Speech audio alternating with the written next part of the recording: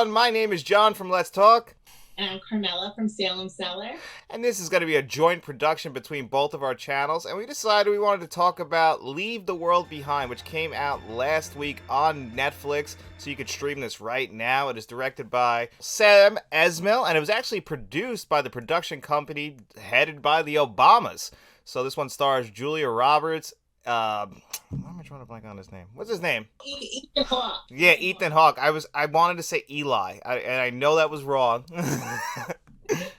So, Kevin Bacon is also in it. Kevin Bacon has a small role in it as well. Yeah, and this is going to be a full spoiler review. We wanted to discuss this movie in length because this movie kind of had a very mixed reaction when it first came out. Not just to the ending, but people didn't really enjoy it on Rotten Tomatoes. I think it's only got a 75% and a 35% approval rating from audiences. And me and Carmela, I think I can speak for us. We both really enjoyed this movie, right?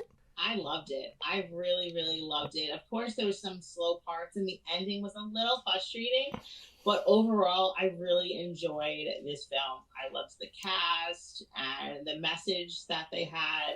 I really liked it. I really have no complaints, but the ending, just a little. Yeah, I can understand that because this movie starts off, it takes place actually on Long Island. Julia Roberts and Ethan Hawke are husband and wife. They have 2 kids, and they're going on a vacation to Long Island where they rented an Airbnb. And while they're there, all of a sudden, things start going a little haywire. They're starting to lose cell coverage. There's a blackout, so they have no connection to the internet and really no connection to the outside world. And then that night, still having no connection, they get a knock at their door. It's Mahershala Ali and his daughter Ruth.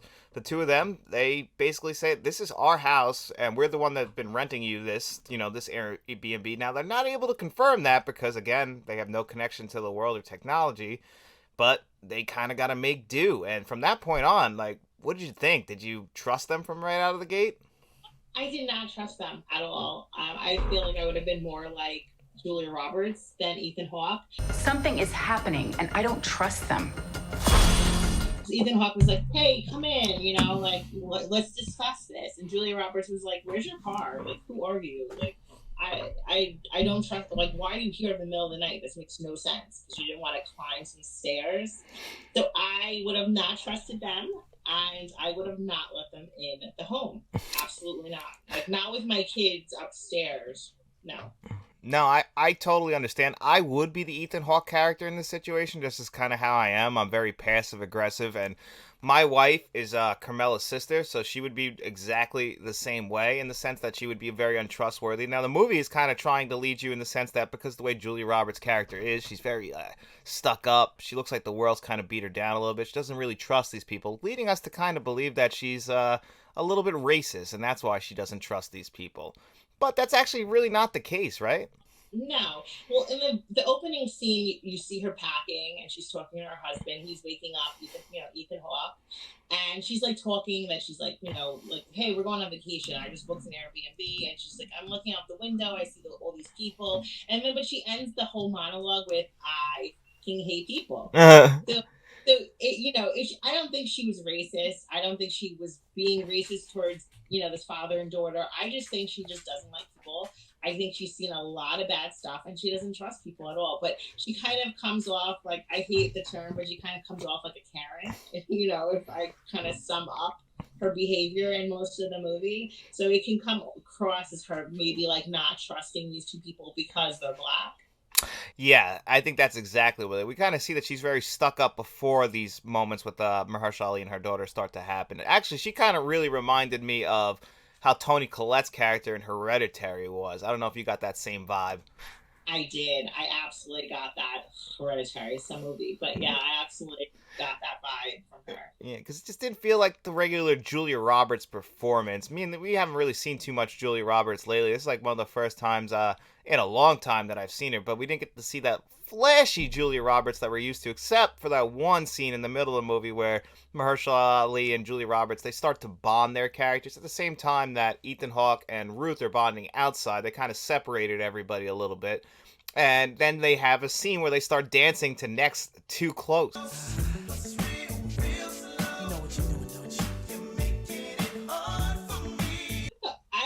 So I loved this scene, but it also made me very uncomfortable uncomfortable. It was almost a little cringy. I think like because they're married to other people, so that was like it was a little uncomfortable, but it was cringy because of the dancing, on Julia Roberts' part. It was just really bad, and you're like, oh gosh. So you're enjoying it. The song brings back nostalgia, but it's also like the dancing is like, oh no, don't do it. What is going on? I know, it was very, very, very cringeworthy, especially since Mahershala Ali had the moves and she really didn't. He was smooth. I really enjoyed him in this film. Like, I really liked him. I liked his character. He was very sensible. He was very calm. He wasn't panicked. Like, he's who I would want to be in this film, but I would probably be more of a Kevin Bacon, I think, in real life. I can understand why you would want to be a Kevin Bacon in this situation. He was the one that was the most prepared, and we actually saw him earlier in the movie. He was at the supermarket. It looked like he was getting ready to go. Yeah, like he was clearly a prepper, and he knew that something was gonna happen. You could see him like loading up his pickup truck with a lot of supplies, and Julia Roberts like kind of sees him in the corner of her eye, like as she's leaving the store. Right away, I'm like, what's going on? I know. I was like, what the hell is she doing? Like, what is he doing? And then, of course, we find out that not only do they have like some sort of connection, but Mahershala Ali, that's his carpenter, if I'm correct. He lives down the block from him. And as the movie goes on, he's like, okay, I know a guy who could probably help us out because the one kid, his teeth start falling out. And I guess they say that's because of the radiation, because we don't really know what's going on throughout this movie. They like kind of leave you in the dark intentionally about what is causing all of this, and that they want to have the viewer be as confused as these people are in this movie. What did you think about that scene, by the way? Because that scene, I thought it was a dream sequence at first, because it just seemed like something that was like, it was so unreal. Can't really imagine happening. It kicked my butt, that scene. Oh my god, I could not believe that his teeth were full. I was very confused. Actually, I was waiting for him to wake up and it'd be like a dream. I was like, this has to be a dream. I've never seen something like this before, but like where his teeth are falling out. Only in an episode of Always Sunny, Charlie's teeth start falling out, but we know why. He doesn't take care of himself. Oh, Charlie, stop pulling your teeth out like that, man. It's freaking me out. They like slip right out. It's really freaking me out. But he was just pulling them out one by one. It was like so skeevy. I'm like, this cannot be real. No. This is not happening. It didn't feel real at all. I just could not understand what was going on with that. They really they don't even really fully explain it. I guess they said that because whatever that noise was coming out, it was like a radiation signal, and that was like kind of what starts to affect people that way. Not everybody, but I guess that makes sense. I've seen them like Chernobyl. I know that radiation has a really bad effect on your body. Mm-hmm. So I guess that's telling us like, yeah, this isn't good. This is not a good thing that's happening. It kind of feels like at first it's just a blackout, but then as time starts to go on, you start to realize it's a little bit more. And then in that scene where Julia Roberts and Mahershala Ali are dancing to Too Close, Mahershala Ali explains to Julia Roberts that he has this friend. He's a powerful guy. And he, every time they hang out, they kind of drink. And he's like, I've got to get out of here tomorrow. I'm, me and all the other big evil people who run this world are having our meeting. And, they laugh about it. But then Mahershala Ali gets a call the day before this all happens, and all the guy says is, take care of yourself, which puts into his mind, something's going to happen. And it's like that scene was just so heavy, it was so deep, because I like the way the friend, like his friend or client was just talking to him, telling him about the society. It's like, how much of this, because this was by, executive producer, well, the production company was the Obama's company. It's like, how much of this is like real? Do they throw like Easter eggs in this movie where we're supposed to pick up on? But like that just, when he's telling the story, he is very just focused. He's very just like zoned into Julia Roberts, and you just feel yourself like sinking in the chair. Like it was intense, and it was pretty terrifying. It is a weird thing for a former president of the United States and the former first lady to be telling us. Like, you're right. Are they trying to tell us something, or are they like leaning into all the conspiracy theories about the world that people have, like that this world is controlled by like a bunch of like 5 or 6 really evil people? Kind of like, and I wonder if that's why people don't really like this movie as much. watches because like there are like conspiracy theories, and then obviously, you know, there are a lot of fanboys for Elon Musk out there, and his babies got destroyed in this movie, those Teslas. Yes. Which I don't know if you guys all saw, but the next day after this all happened, well, after this movie came out, or at least a day after I saw it, all the Teslas got recalled, a bunch of different models, or at least their software got recalled, and that scene in this movie was petrifying. Yes, it was definitely a dramatic scene. Like they're trying to go to like out of Long Island, get out of here because they think if they go somewhere else they'll be safe. And then you just see the Teslas piling up one by one, and you're just like, wow, this is intense. And then Tesla has a recall for several of their models. Yep. Like, really? What is next? We've been having like blackouts, like power outages around. Like, I feel like I heard there was one in New York City recently. Like, it's weird how things from this film are now happening in real life. It's like they're trying to tell us something, and and that's what kind of scared me about this movie. Is I feel like in 2023, if the world was going to end, you know, people think of like a big giant meteor or something like that would be the thing that got us, but this is how it would be, because we're so attached to our technology that if we lost our cell phones, if we lost the ability to watch TV or just to communicate with each other, none of us can get around. Like that scene with Ethan Hawke going outside and he can't use his GPS and he just gets completely lost just around the block. That would be me. I could not function and get around without a GPS. I wouldn't get it. Thank God we live on an island, because at least I know that I'll hit water at some point, or else I'd be running out of gas in the middle of nowhere and eventually just die. It'd be that quick. I remember like when before like you had cell phones, or like the cell phones didn't have MapQuest. I remember looking at maps and saying, okay, I have to turn here, and just memorizing it and like driving to where I had to go. Now it's like if you don't have your phone with you, you're just like completely lost. And it brings up a scene where Julia Roberts is talking to, I keep on forgetting this actress's name. Myha'la Ali. Yeah. So her and Julia Roberts is having a conversation because Julia Roberts' young daughter is obsessed with the show Friends. Like, she has to finish the series. And the daughter says to her that she is watching or attached to a show for like a period of time that just never existed. And I not quoting exactly what she says. I could be a little off, but it really made me think, like, that time where Friends aired is just completely different now. Like that time is gone, and it almost feels like it didn't exist, because just things are just so. It really like was simple back then. If you wanted to see your friends, you go to the coffee house, you hang out, you talk on the house phone, you meet somewhere at a certain time. Now everything is just like cell phones, the internet, the computers. Like, that time does not exist. And when she said that, it just really stuck with me. I'm just like, she has such a point, and I really just didn't think about it like that. And what's crazy that you said that is that your sister Faith, who's, you know, you guys have seen Faith on my channel, on Carmela's channel, and she said the exact same thing. That's what she pulled from, is that exact same moment from the movie when we were watching it. Like, that resonated with her. Well, that just shows the genetic code, the power of it. Like, that's what you guys pulled from that, and like it's crazy. But I that line did definitely stick out to me too, in a very similar way. Like, I understood like what it's like to be nostalgic for a period of time you weren't around. Like, I didn't grow up in the 1980s, but I am nostalgic for that time, because I guess it's just like looking back on, like, it feels like a simpler time. You know, everything kind of felt like it was fun and lighthearted. Now, I wasn't there, so there's no way for me to know how it really was.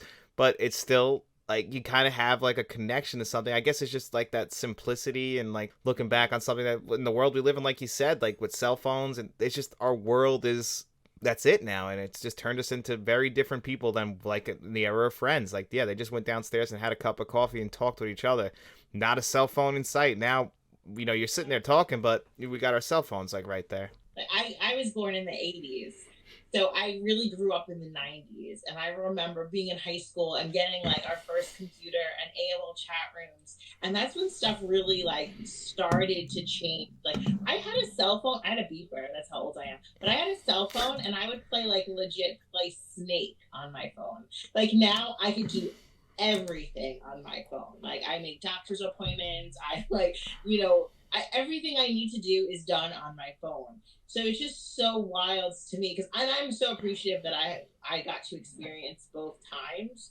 But now I think I'm just so invested in this world, in this like social media like world. Like it's just I think like if we had no power, we had no internet, it would be crippling for most of us. Absolutely. That's what would, unfortunately, this is what would happen if this, we've become so reliant. I don't know if we could go back without there being like a huge hiccup. If like cell service went down, I don't know how people like, I always think about it in the fact that, I go to work now. I could still communicate with my wife at all times, check on how my dogs are doing through the camera app on my phone. But back in the day, you went to work. It's like, all right, honey, I'll see you tonight at 5:00 when I come through that door. And that's it.